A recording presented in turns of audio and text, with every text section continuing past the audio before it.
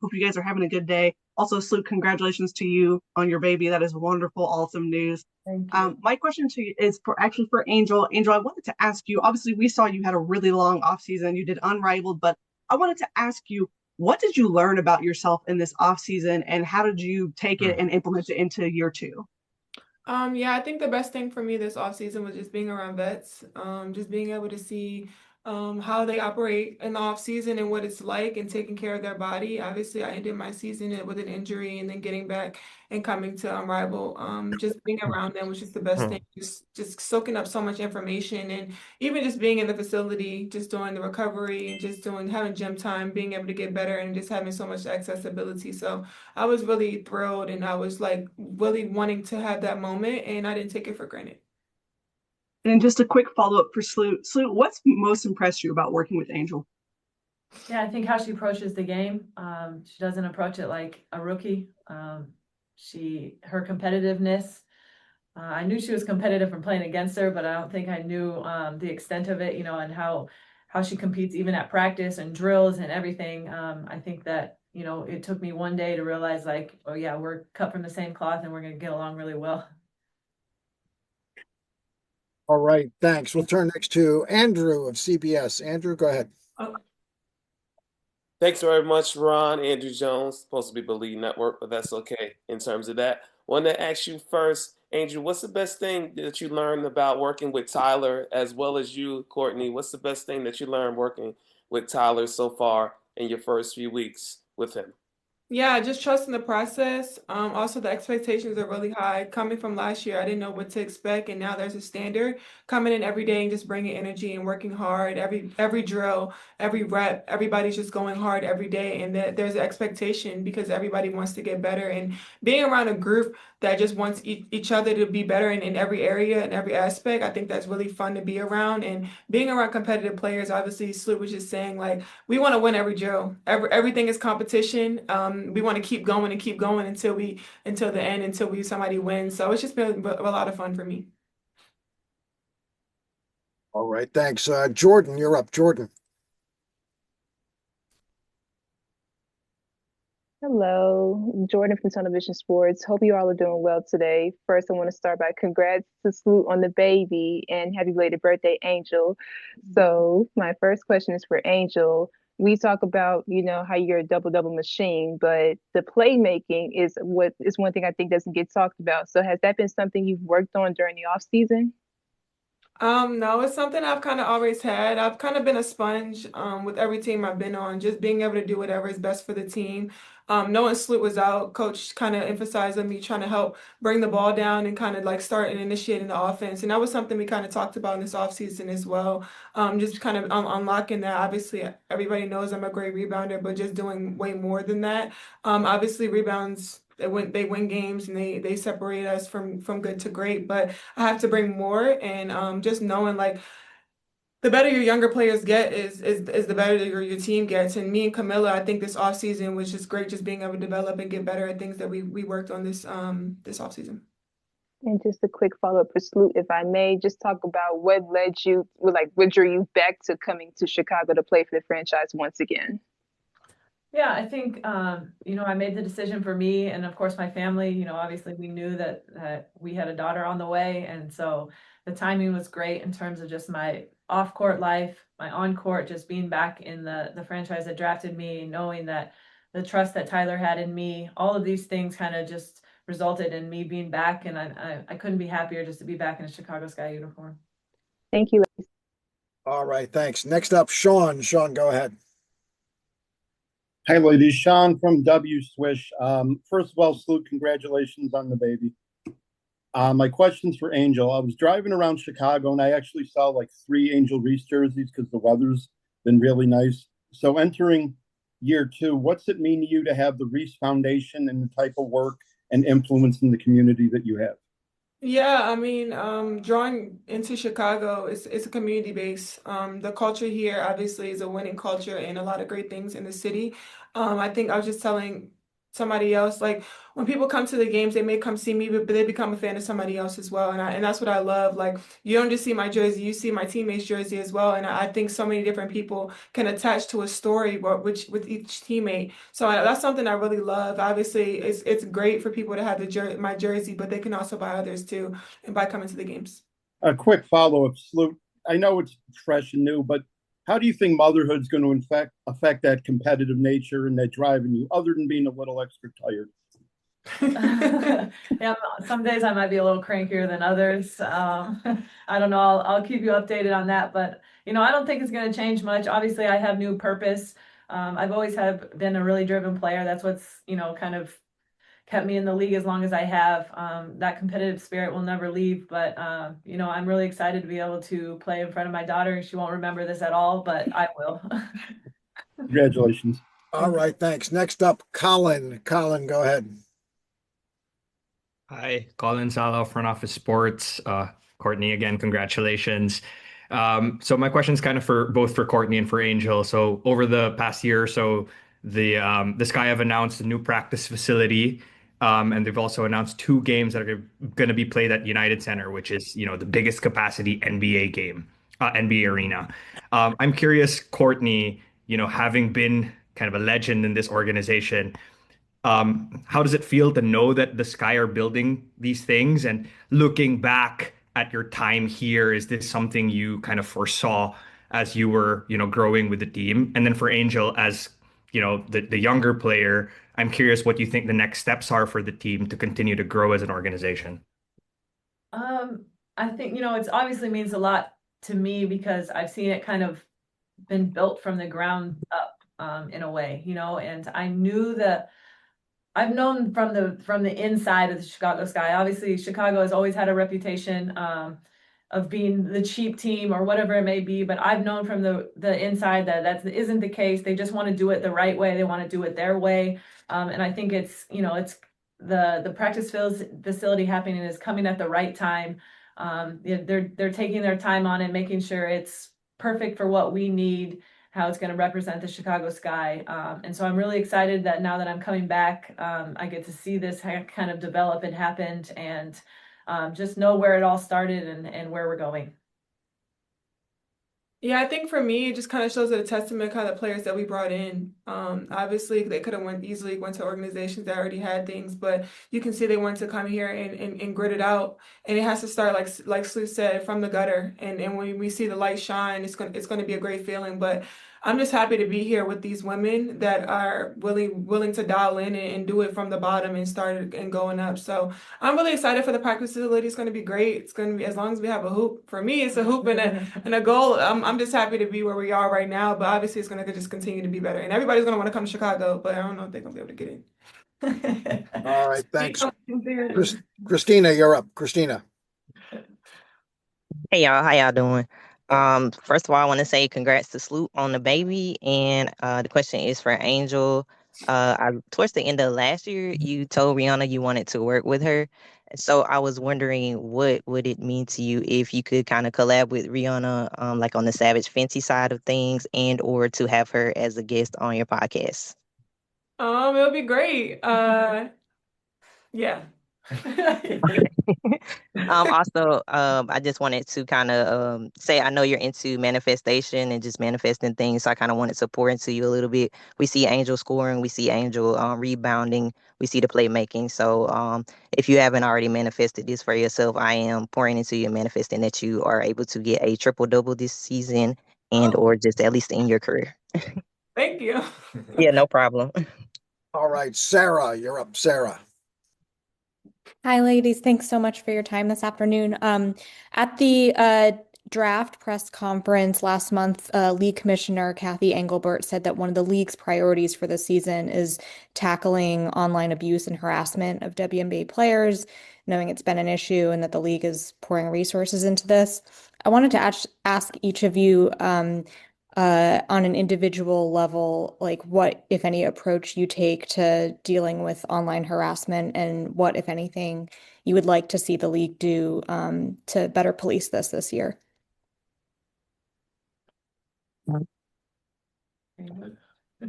I'll start. First, I think that we can all agree that there's no place in this league or really anywhere for online harassment or otherwise. And so I think that you know, I don't know what the exact measurements are. That's up to the league, but I think that the safety of the players should and always remain priority. And so they should feel safe. We should feel safe no matter where, where we go, or who we interact with. And so I think that, as the league grows, it's only going to heighten what that level of security means, online or in person for each of our players. And so putting that at the forefront and making sure that our players feel secure and safe, at all times is certainly the priority. All right, thanks. We'll turn next to Chico. Chico, go ahead.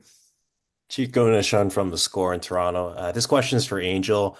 I know during the preseason, Coach March has have you kind of handling the ball and kind of initiating some of the offense. Does that kind of take you back to your roots a bit when you were at St. Francis and you were at the top ranked wing player in high school and you were kind of doing those things as well? Yeah, just kind of doing whatever, like I said, for the team, whatever my team needs me to do. If it's down low at night, at that night, or being up top and just being able to handle the ball. Obviously, Sloot was down, and being able to watch Sloot, and being able to take some things from her. I was able to watch some things from my rival with Chelsea. So I was able to have two great point guards around me. So I've kind of learned a couple things, but just continuing to unlock the things that I've had before and just gaining confidence and having great coaches and teammates to be supportive has just been great for me. All right, thanks. Next to Allison. Allison, go ahead. Hi, Court. Hi, Tyler, and hi, Angel. Court, I have seen the pictures of your baby online. She is beautiful. So Yeah. congratulations. I had a question. In a previous interview, Jeff had talked a lot about the chemistry on the team, and obviously these are whole new different players. Tell me how you guys feel the chemistry is developing in this season so far. I know it's been a short time.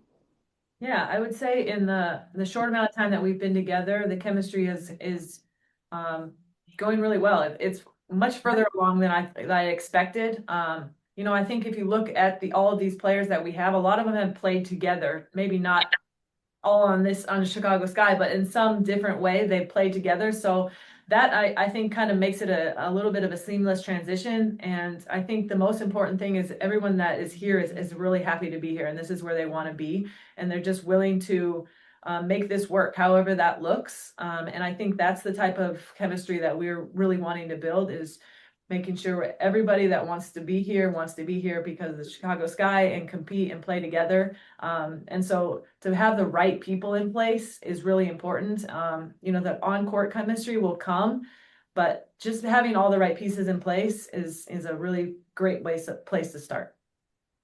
All right, Rashad, you're up. Rashad.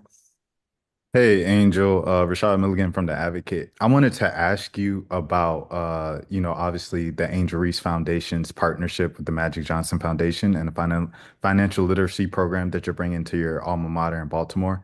Why financial literacy? I think that's something that needs to be emphasized on. Obviously, growing up, you never know when things can happen. And my grandma always kind of emphasized, always have an extra penny in the bank, and you never know when a rainy day can happen. So I always kind of was big on saving money. And then when you kind of get money, you really don't know what to do with it all at once, especially with NIL. A lot of our money was given to us in a lump sum, and we don't know what to do. And just a lot of times in school, they don't teach you about taxes. Buying a home, they don't teach you about appraisals and stuff like that. So just me being able to collab with Magic and our foundations together and just learning things and growing. I'm still learning things and growing as I go too. So I think it's really important so some people don't make the same mistakes that I have. Thanks. All right, thank you. Next up, Jim. Jim, go ahead.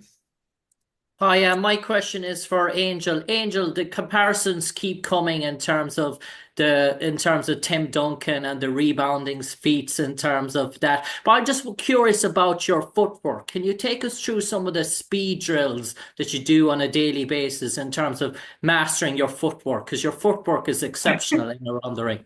I kind of do what my coaches tell me to do. I'm like right now just working on my patience around the basket and just being patient and staying calm and staying course. Me and Dave, and actually Courtney, obviously, Courtney was a great player, but Dave has done a great job with me and Camilla working around the basket and just taking our time around the basket. I think that my biggest thing going into year two is watching more film and just seeing where my footwork is and which ways I could have gone or a different way I could have gone. But I think that was the biggest thing for me in the off season, just getting my footwork right and just the patience around the basket and being at Unrivaled. I was able to work with Lisa as well, which is great. All right, Blake.